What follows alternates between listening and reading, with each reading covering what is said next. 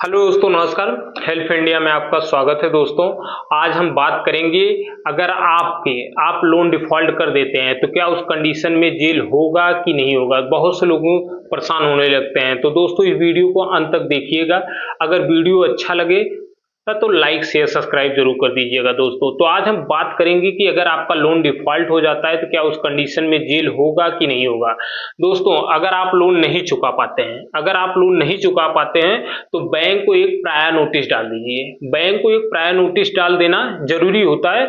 अगर आप prior notice नहीं डालते हैं तो अगर आप प्रायर नोटिस बैंक को नहीं डालते हैं तो एक एमआई डिफॉल्ट होते ही एक एमआई कितने दिन बाद डिफॉल्ट होती है। एक एमआई 30 दिन बाद डिफॉल्ट होगा, एक मंथ में।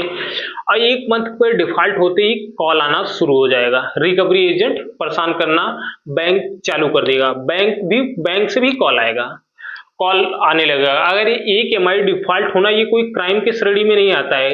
बैंक से एमआई डिफॉल्ट होना ये कोई क्राइम के श्रेणी में नहीं आता है, लेकिन ये आपको परेशान करना शुरू कर देंगे। रिकवरी एजेंट का कॉल आएगा, बैंक से कॉल आएगा, तो इसके साथ साथ आपको बहुत सारी परेशानियां झेलना शुरू हो जाएगा। अब दूसरी एमआई डिफॉल्ट होती है, क्या होगा।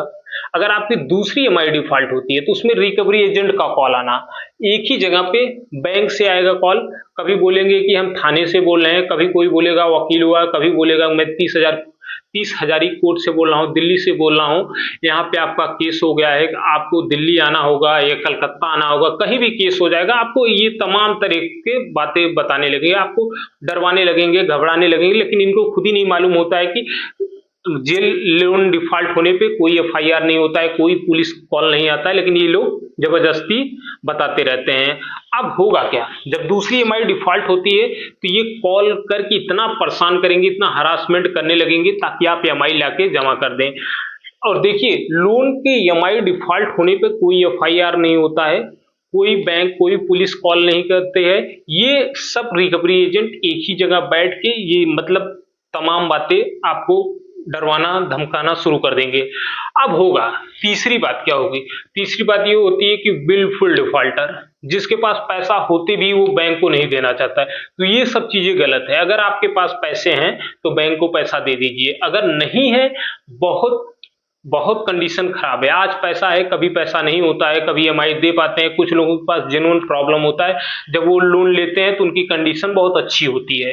हाँ, वो हर महीने पे करते हैं। कुछ दिन बीत जाने के बाद, 6 महीने साल भर बीत जाने के बाद उनके पास कुछ कंडीशन खराब हो जाता है, ये किसी के साथ हो सकता है, तो वो लोन नहीं दे पाते हैं। तो उनको अब क्या होता है, वो परेशानी झेलने लगते हैं। अब उनका कॉल आना, तो ये सब कंडीशन अगर आपके साथ होता है, अगर आप लोन नहीं चुका पा रहे हैं या किसी कंडीशन से आप पैसा नहीं दे पा रहे हैं, तो बैंक को एक प्रायर नोटिस के माध्यम से अवगत कराना बहुत जरूरी होता है। अब चौथा क्या होता है, अगर आपके पास पैसा है तो पैसा इनका दे दीजिए। ये जेन्युइन, अगर आपके पास कोई जेन्युइन प्रॉब्लम है, नहीं दे पा रहे हैं, किसी कंडीशन से जॉब लॉस में है या जॉब छूट गया है, तो उस कंडीशन में क्या करना होता है, आप बैंक को एक प्रायर नोटिस, एनबीएफसी कंपनी को, सभी बैंकों को, चाहे एनबीएफसी कंपनी हो या बैंक हो, सबको एक प्रायर नोटिस के माध्यम से अवगत करा देना है। उसके बाद ये लोग रिकॉल डिमांड आर्बिट्रेशन 13(2), 13(4 ढेर सारी नोटिस आपको भेजना शुरू, लेकिन सब नोटिसों का रिप्लाई देना बहुत जरूरी होता है।